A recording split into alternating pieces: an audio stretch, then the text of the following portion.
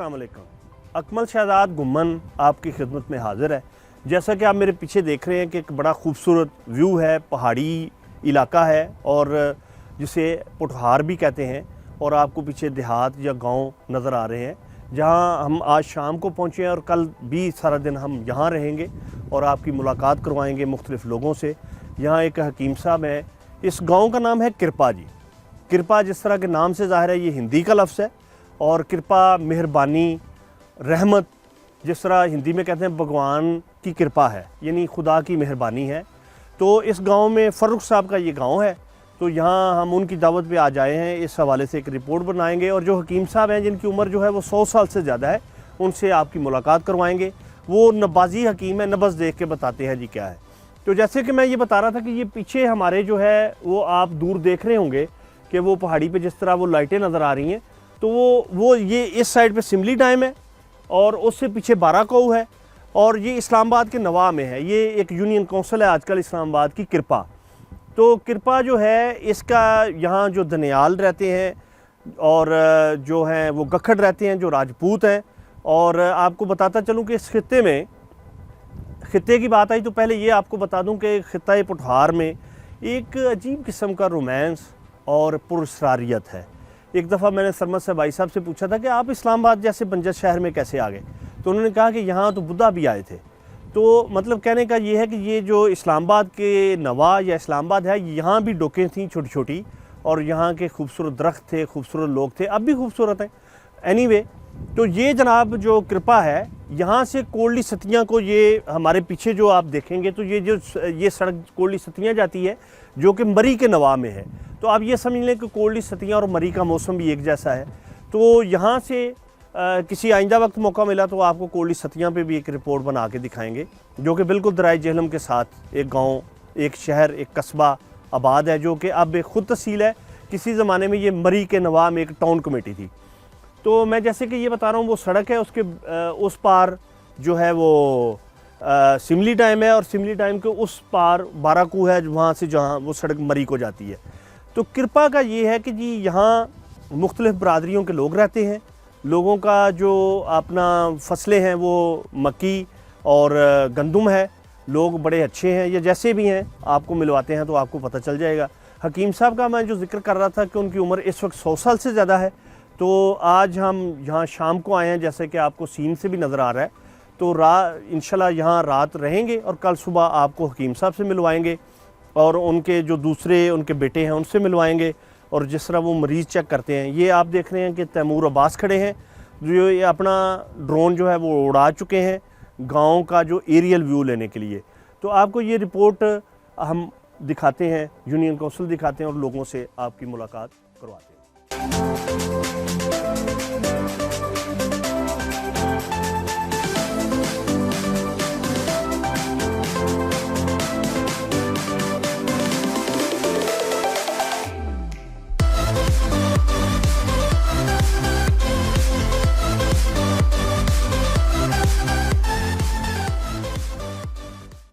ये आप देख रहे हैं कि कृपा यूनियन काउंसिल का दफ्तर है। तो अभी इसके फ्रंट पे चलते हैं कि वहाँ फ्रंट से कैसा व्यू है। ये आपने देखा कि जो कृपा यूनियन काउंसिल है उसका मरकज़ी दफ्तर है। ज़ाहिर है यहाँ कोई चेयरमैन बैठता होगा, काउंसलर आते होंगे। तो मतलब कहने का मतलब ये है कि ये जो रोमांस, मोहब्बत की धरती है, उसकी ये यूनियन काउंसिल है।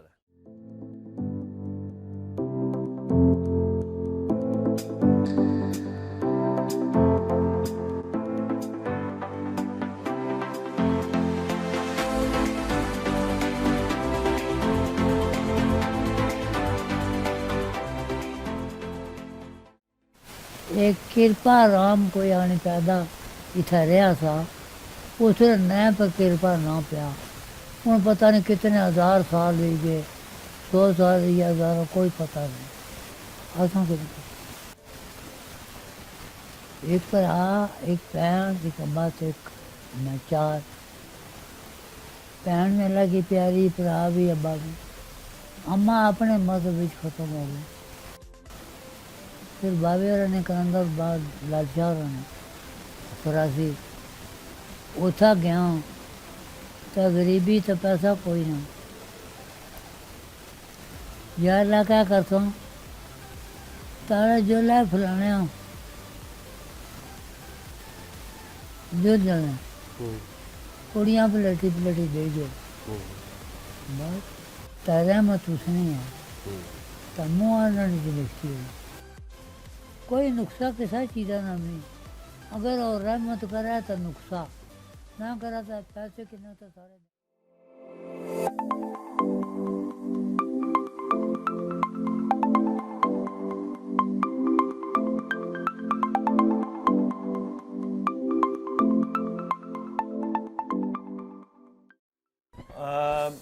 हकीम ताज मोहम्मद साहब के बेटे जो हैं गुलफराज साहब, ये भी हिकमत करते हैं। तो इनसे ज़रा पूछते हैं कि इन्होंने अपने वालिद साहब से क्या सीखा, उनके बारे में कुछ बताना चाहें, और गांव में यहाँ लोगों का सलूक कैसे, कहाँ कहाँ से आपके पास मरीज़ आते हैं। औज़ुबिल्लाहि मिनश्शैतानिर्रजीम, बिस्मिल्लाहिर्रहमानिर्रहीम। सबसे पहले जी मैं शुक्रगुज़ार हूँ कि अल्लाह पाक ने इस काबिल समझा कि हमारे पास कोई इंटरव्यू वाला बंदा है। तो रही बात हिकमत की, हिकमत तो हमारा ख़ानदानी जो ना सिस्टम है, हमारे दादा जान करते थे, अल्लाह पाक उनको जन्नत में जगह दे। हमारे वालिद साहब अल्लाह पाक उन्हें सेहत दे, वो बीमार हैं, उम्र उनकी 100+ है। उसके बाद बड़े भाई हैं वो माशाल्लाह हिकमत करते हैं। मैं वो छोटे भतीजे माशाल्लाह भी कोर्स कर रहे हैं, एक ने कर लिया है, बाकी 2 के चल रहे हैं। तो रही बात हिकमत की, ये हमारा ख़ानदानी पेशा है। तो बाकी लोग ये तो अल्लाह की देन है, हर जगह से आते हैं। वो कहते हैं मौत और गाह का कोई टाइम टेबल नहीं है। लाहौर से आते हैं, कराची से आते हैं, पेशावर से, हत्ता कि पाकिस्तान के हर इलाके से लोग आते हैं। ज़्यादा मशहूर आपके कौन से नुस्खे हैं? मशहूर नुस्खे खैर सारे हैं, लेकिन जो ज़्यादा नुस्खा मशहूर है, एक तो शुगर का है, दूसरा जिन मज़रात की औलाद नहीं होती है उनके लिए अल्लाह पाक ने बड़ी जो ना हमें इज़्ज़त बख्शी है। और फालज का नुस्खा बहुत अच्छा है, अरकुन नसाज शटीका का, दर्दों का, मैदा अमराज, मैदे की किसी किस्म का मसला, उसका नुस्खा है। बाकी खैर हर तरह के मरीज़ आते हैं, सिवाय मौत के अल्लाह पाक ने हर चीज़ का इलाज रखा है। तो बाकी शफात देने वाली उस मालिक की ज़ात है। इंसान तो कुछ नहीं दे सकता किसी को, बस ये कि अल्लाह पे भरोसा होना चाहिए।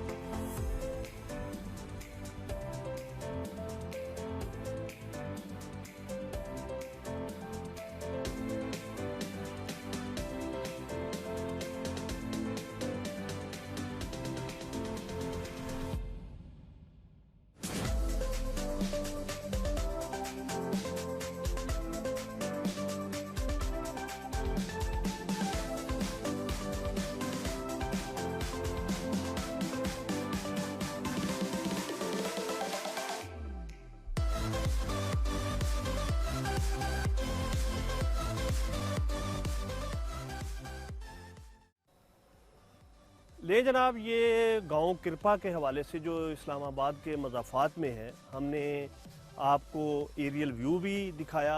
जो हकीम साहब जो 100 साल से ज़्यादा उनकी उम्र है और पाकिस्तान के बनने के वक्त उन्होंने इस्लाम कबूल कर लिया। इस मिट्टी और इस धरती की मोहब्बत में वो यहाँ से नहीं गए।